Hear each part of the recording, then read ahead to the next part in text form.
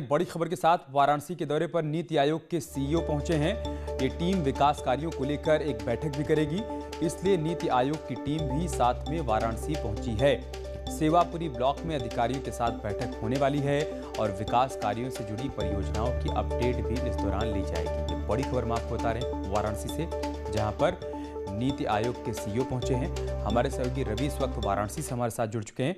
रवि, क्या जानकारी, क्या अपडेट है आपके पास?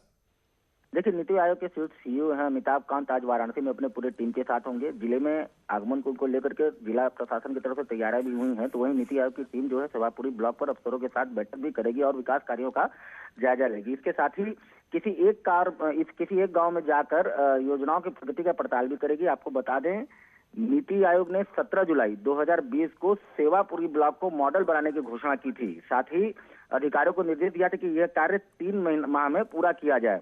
वो कार्य तो पूरा हो गया, लेकिन उसकी जो समीक्षा है, उसका जो योजनाएं हैं, वो किस हिसाब से उसको किया गया है, उसको नीति आयोग देखेगी। और साथ ही वाराणसी में जो अन्य योजनाएं चल रहे हैं विकास कार्यों का, उस पर नीति आयोग उसकी जांच करेगी, पड़ताल करेगी। जो योजनाएं हैं वो सही ढंग से चल रहे हैं कि नहीं चल रहे हैं, अगर इनमें कुछ और बेहतरी होनी है तो वो क्या होनी चाहिए, इस पर नीति आयोग पूरे अफसरों के साथ बैठ करके चर्चा करेगी। ठीक है, बहुत शुक्रिया आपका हमारे साथ जुड़ने के लिए और जानकारी हम तक पहुंचाने के लिए।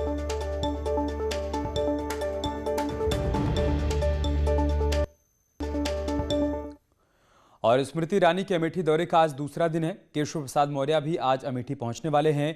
अमेठी की जनता को आज कई सौगात भी मिलने वाली है। पीडब्ल्यूडी की परियोजनाओं का लोकार्पण और शिलान्यास होगा। 80 करोड़ की परियोजनाओं का लोकार्पण और शिलान्यास आज किया जाएगा। केशव प्रसाद मौर्य लोकार्पण और शिलान्यास करने के लिए पहुंचने वाले हैं। बड़ी खबर हम आपको अमेठी से बता रहे हैं, जहां पर स्मृति ईरानी के अमेठी दौरे का आज दूसरा दिन है। कल उन्होंने किसानों से संवाद किया था और आज अमेठी वासियों को कई सौगात मिलने वाली है। पीडब्ल्यूडी विभाग की तरफ से कई योजनाओं का शिलान्यास और लोकार्पण आज यहां पर होगा। लिहाजा डिप्टी सीएम केशव प्रसाद मौर्य भी आज यहां पर पहुंचने वाले हैं, जिसके बाद केंद्रीय मंत्री स्मृति ईरानी और पीडब्ल्यूडी विभाग के मंत्री और डिप्टी सीएम केशव प्रसाद मौर्य अमेठी वासियों को सौगात देने वाले हैं।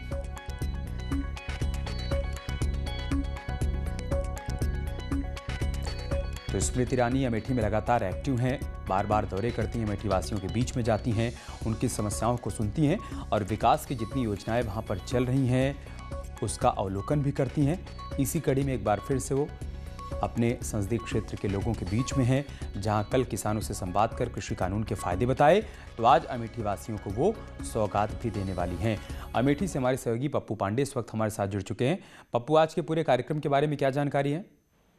जी बिल्कुल, आपको बता दें कि जिस तरीके से स्मृति ईरानी कोरोना काल में पहली बार अमेठी के 1 दिवसीय दौरे पर आ रही हैं और कल से ही अमेठी में हैं, तो आज वहीं अमेठी में करीब 80 करोड़ योजनाओं का लोकार्पण और शिलान्यास होगा, जिसमें अमेठी में एक जो जिला मुख्यालय है वहां पे एक भव्य डाक बंगले का शुभारंभ शिलान्यास किया जाएगा। तो वहीं अमेठी में कुछ ऐसी सड़कें हैं जिनको काफी लंबे समय से गांधी परिवार द्वारा मांग की जा रही थी यहाँ के द्वारा, लेकिन उन सड़कों को भी स्मृति ईरानी द्वारा आज उनका शिलान्यास किया जाएगा। ऐसी करीब 67 सड़कें हैं जो अमेठी में नहीं बनेंगी या उनका लोकार्पण या फिर शिलान्यास होगा। तो कहीं ना कहीं स्मृति ईरानी के साथ यूपी के डिप्टी सीएम केशव मौर्य और प्रदेश के अन्य राज्य मंत्री भी अमेठी पहुंच रहे हैं और थोड़ी देर में ही कार्यक्रम की शुरुआत हो जाएगी। और कहीं ना कहीं जिस तरीके से भारतीय जनता पार्टी अटल बिहारी वाजपेयी जी के जन्म दिवस को एक सुशासन दिवस के रूप में मनाया जा रहा है, तो कहीं ना कहीं स्वर्गीय अटल बिहारी वाजपेयी की याद में आज अमेठी में एक बड़ी सौगात देने की तैयारी हो चुकी है और इसको लेकर अमेठी जिला प्रशासन भी पूरी तरीके से तैयारियां कर चुका है। इसके अलावा स्मृति ईरानी कुछ शोक सभा में जाएंगी और कुछ जनता दर्शन से मुलाकात कर उनकी समस्याओं से भी रूबरू होंगी। फिर वो देर रात गौरीगंज स्थित जामू रोड पर कैंप कार्यालय में रात्रि विश्राम करेंगे। फिर अगले दिन कल सुबह फिर इसी तरीके से कार्यक्रम जारी रहेगा। बहुत शुक्रिया आपका हमारे साथ जुड़ने के लिए और विस्तार से तमाम जानकारी हम तक पहुंचाने के लिए। कृषि सुधार कानून का विरोध कर रहे किसान यूनियन सरकार की नई पेशकश पर विचार के लिए आज फिर से बैठक करने वाले हैं। दिल्ली के सिंघू बॉर्डर पर यह बैठक बुलाई गई है। इसमें केंद्र सरकार से बातचीत फिर से शुरू करने के लिए केंद्र के न्योते पर कोई औपचारिक फैसला लिया जा सकता है। इससे पहले कल भी किसान संगठनों ने इसको लेकर बैठक बुलाई थी। कुछ किसान संगठनों ने संकेत दिए हैं कि वो मौजूदा गतिरोध का समाधान खोजने के लिए केंद्र के साथ बातचीत फिर से शुरू करने का फैसला कर सकते हैं। उधर सरकार को भी उम्मीद है कि अगले दौर की बैठक 2 से 3 दिनों के भीतर हो सकती है, जबकि कुछ किसान संगठन एमएसपी पर कानूनी गारंटी की मांग पर अड़े हुए हैं। वहीं बहुत से किसान नेता अभी भी केंद्र सरकार से तीनों कानूनों को रद्द करने की मांग कर रहे हैं।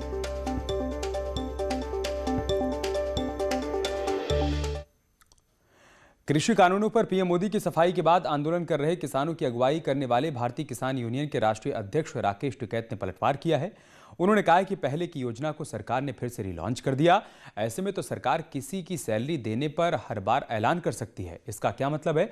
अगर सरकार को कुछ करना है तो किसानों की मांग को पूरा करे और किसानों की आमदनी बढ़ाने का काम करे, जिससे किसानों को राहत मिलेगी। लेकिन एक बात साफ है कि किसान किसी भी कीमत पर पीछे हटने को तैयार नहीं है। ये तो भारत सरकार की योजनाएं हैं। योजनाओं को आप इसमें गिनवाओगे तो मिलिट्री की कल ये तनख्वाह भी गिनवाएंगे, कल ये पुलिस की सैलरी भी गिनवाएंगे, कल ये जो कर्मचारी इनके ड्राइवर है उसकी भी गिनवाएंगे कि हमने कर्मचारी को इतना दिया। अरे ये तो आप दे रहे हो किसान को, इसको कहीं को गिनवाना है। इनको तो 24,000 रुपये एकड़ देने की बात हुई थी, आप तो इनको 6,000 रुपये पूरे किसान को दे रहे हो। हमने कहा कि घाटे की खेती करता है किसान पिछले 70 साल से, आप उसकी भरपाई करो ना। आप हमारा हिसाब किताब करो, हमको फसलों के भाव दो, आप हमें चाहिए ही नहीं। जो दिल्ली है वो ऊंचा सुनती है, तो एक महीने पे भी नहीं सुना तो अगले महीने सुनेगी, जनवरी में सुनेगी। सुनना जरूर पड़ेगा। आगे के लिए क्या रणनीति तैयार? बिल वापसी लेने पड़ेंगे सरकार को, एमएसपी पे कानून बनाना पड़ेगा। जो पुरानी है ये सारी चीजों पे उसको सरकार को बात करनी पड़ेगी। भाई सरकार बिल वापसी नहीं लेती, हम घर वापसी नहीं जाते, दोनों का है। अब देख लें। और चलिए आपको 2 तस्वीरें दिखाते हैं। पहली तस्वीर में किसान आंदोलन के 1 महीने पूरे हो गए हैं। अब तक किसानों की मांग पूरी नहीं होने से किसान आंदोलन को लगातार बढ़ाने का काम कर रहे हैं। किसानों ने साफ कर दिया है कि किसी भी कीमत पर तब तक पीछे नहीं हटेंगे जब तक उनकी मांग पूरी नहीं हो जाती है। जबकि कल पीएम मोदी ने किसान संवाद के जरिए कृषि कानूनों को वापस नहीं लेने के साफ संकेत दिए हैं और आंदोलनकारी किसानों को बातचीत करने का न्योता भी दिया है। इस बीच विपक्ष पर उन्होंने जोरदार हमला भी बोला था। पीएम ने आरोप लगाया कि विपक्ष किसानों को गुमराह करने का काम कर रहा है।